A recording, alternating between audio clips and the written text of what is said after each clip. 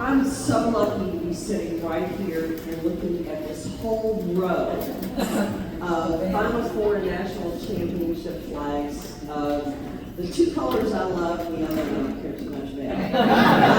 But the bottom line is the last red flag up there is 2013.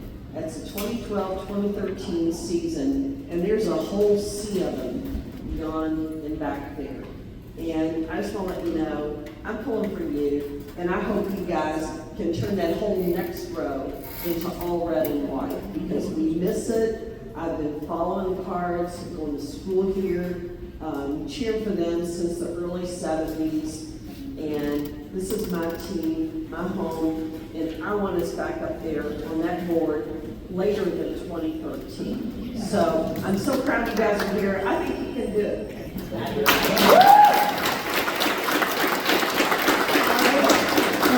Thank you very much. I love your grit, your passion. Can you guard somebody and make them breathe? I'm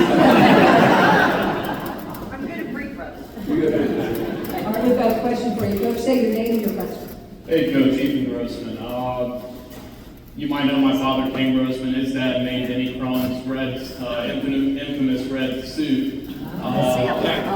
Jacket, my bad. But I just wanted to ask you, outside of winning championships, what are a few milestones you have during your tenure in Louisville? Winning a national championships first. Let's say that. That would be a milestone for sure. The vision and the dream is to win big, and to restore and put Louisville back in its rightful place at the top of college basketball. But to do it, as we talked about throughout this event, in a first-class way, and do it the right way, and represent this city in a first-class way, because that's what it deserves. And let's have your dad stand, because when you need that red jacket, Coach, here's your guy right here.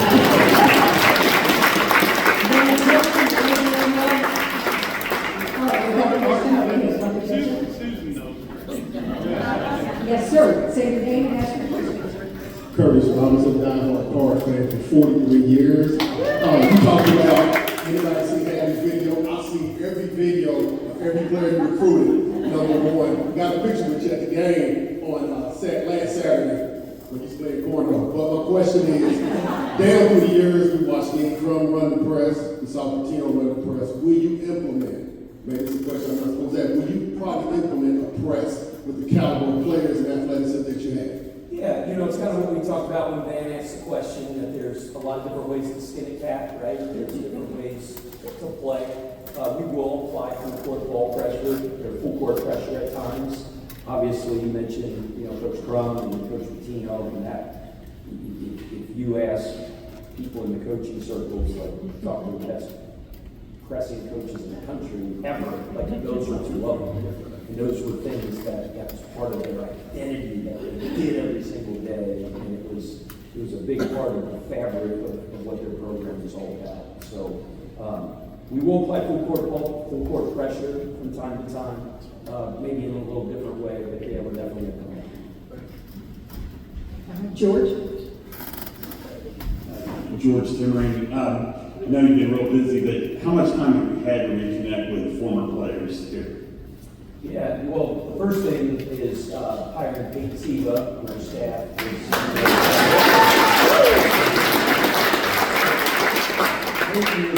He's been a great bridge, a great conduit to many former players. The last 5 months have been obviously very busy, but on a bunch of occasions I've had an opportunity with, just 3 days ago, Jerry Hughes was in my office, and got to spend a lot of time with him, obviously. National champion and a beloved figure around here. People stop by, come to practice and things like that. So as much as I can. You have open practice for the former players? Yeah. So Peyton, they call Peyton, and we have. So we're going to have something soon. I probably shouldn't be one if I should announce this publicly. We're going to have something for former players here in a couple of weeks when practice starts. Where we're going to have big open practice in a day where our players will get to interact and meet former players and bring back hopefully it gets big enough that we can have the Beaver Center, we gotta have it down at the Young Center. There you go. Good excuse to put the floor down and practice downtown. So that'll be a really good opportunity to connect people. Listen, like I say all the time, it's their program. Those former players have done so much to make that name on the chest, be one of the premier brands in college basketball. Every day when we go to work, when I put my feet on the ground, I want to run to work and get those former players right. And Coach, it's safe to share any information here at the Frazier. The media has agreed not to report on anything that you say here at the Frazier, right, guys? We have a great relationship with them. You're safe here. All right, we've got, I think the gentleman who gets the red jacket has one thing to say. Now, sir, I'll get your question. Thanks for being here, Coach. I've got a long history with the University of Louisville basketball. I go back to Wesley Unseld when I was a kid, watching him play the outlet passes. So I've got a couple questions. One is, can you replicate that? And then my second question is, you talk a lot about character, and that's important to me. And I think of a couple guys that I think represent that very well, that represent the university. One is Junior Bridgman. There's not a finer person in our community than Junior. He's humble. He's amazing. He learned a lot. And thanks, Coach Crum, for who he is. And it's a great example of how basketball can elevate you to great things in life. And another is Luke Hancock, who RMOP, great individual. There's so many. So my question to you is, how do you define character? You talk about it a lot, but what does that really mean to you? Yeah, you mentioned Luke. I've got a chance to spend a lot of time with Luke. What a cool guy, great dad, spend time with his wife and his children.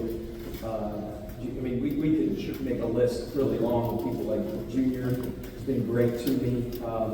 Reached out to him a couple months ago. Said, man, I'd love to just come meet you. He goes, come on, come out here. So we drove out, we sat down, and, you talk about humility, you talk about a humble guy, class personified, right? Like, and he just bought 10% of the Milwaukee Bucks. The value of an NBA franchise, you do the math there. Like, you never know. What a success story, right? John Lucas, who's a famous NBA coach and player, who I know really well because he's very much involved in the recruiting world in the Houston area. He told me a story. He was like, he goes, yeah, Junior came to me and said, hey, what do you think about getting involved in it? Let's buy this Lakers franchise. He's like, nah, Junior, I'm not going to do that. He goes, big mistake. Then you look at like, talk about character. Yeah, Peyton Siva, Junior Bridgman. How cool is it?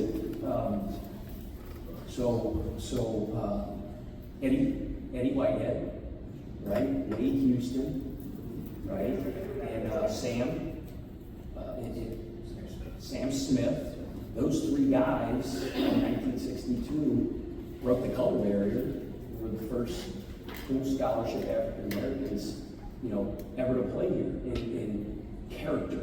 Like you look at Sam went on and didn't finish his career here, but he won a national championship and an ABA championship. Wade Houston, right? Great player, played professionally, coached professionally.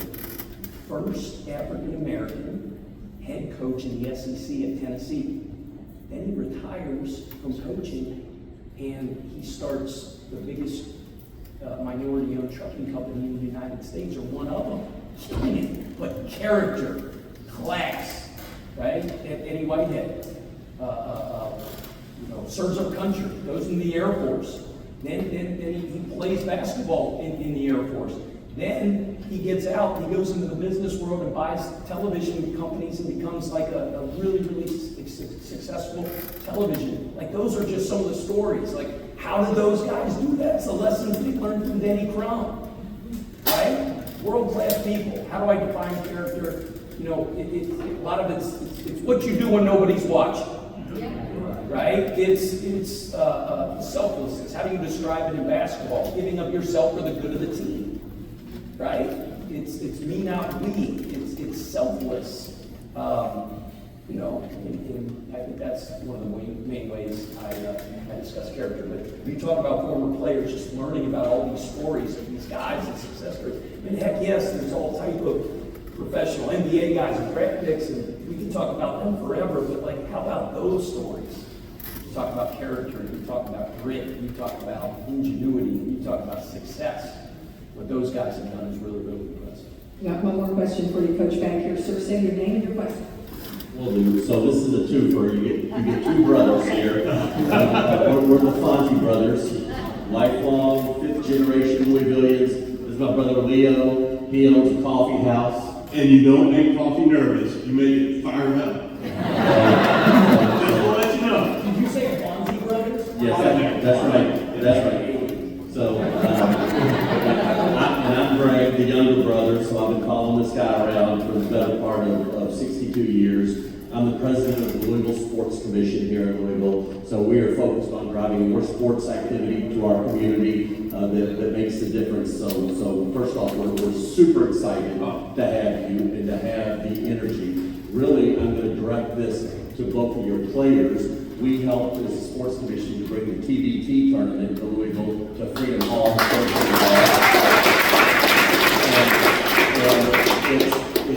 I don't want it lost on these young guys that come in and play for you to understand what the passion is for our fan base to put. It's the largest crowd in the history of the TBT, 14,000 people at historic Freedom Hall to come and play in front of former Louisville basketball players.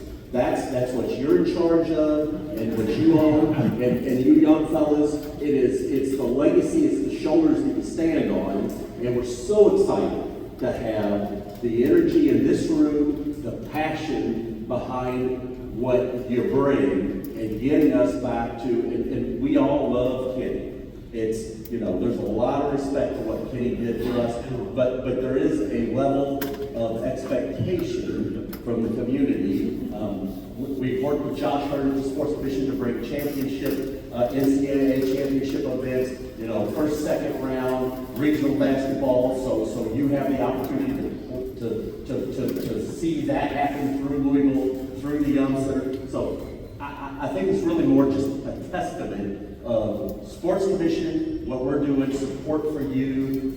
We're dabbling in some NIL to help you find better and more players, to be able to put players across the spectrum at U of L, because we think we've got the best sports program in America with Josh and the team. We appreciate it. Thank you for your support. One last thing from me is the coffee game. I love your tagline, number one. Number two, I want to speak to your character. The people that you're bringing aboard are amazing. Noah Waterman, he inspired me so much. You know, I gotta be honest, I watched his BYU video, and in my heart, he has my heart. Peyton Siva, unbelievable character. Tom Popovic, who you coached, who's been with you for 8 years now, amazing man. The character's first class. Thank you for coming to our town. Go Cards. Go Cards.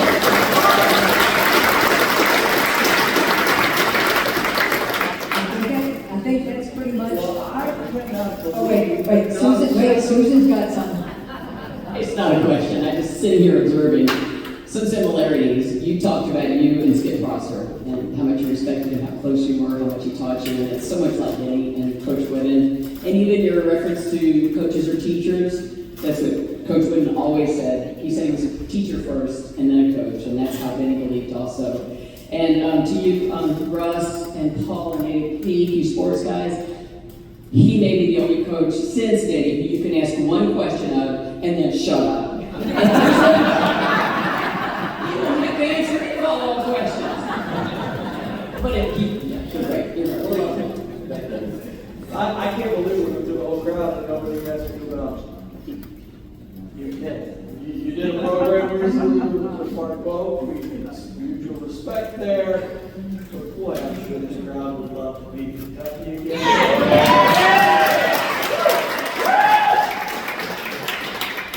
So let me write this down. We like to be coached. Remember that. I got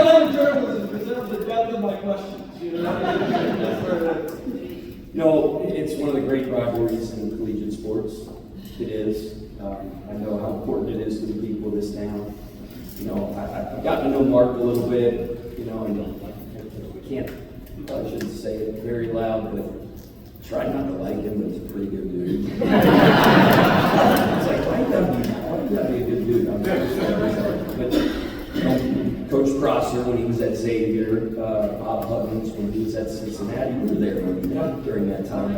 I mean, that maybe not as well known nationally, but that is a nasty, nasty, nasty rivalry. House, you know, homes divided, all that stuff, and the city shuts down. It's nasty. And those are two nasty competitive dudes, but they had a good relationship, right? There could be honor among thieves. So I'm just excited to be a part of it. It is, I think, rivalries are what makes college sports great. And, you know, they stop being rivalries if you don't win one every once in a while. So let's think and go. Let's go. All right.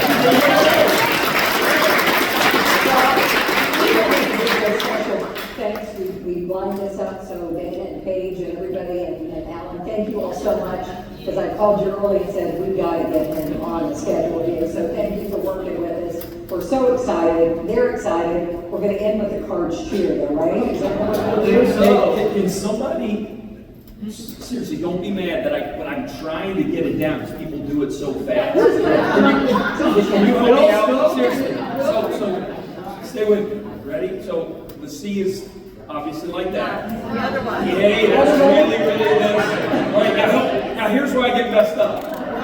Help me out. Help me out. R, this is what I do with this hand.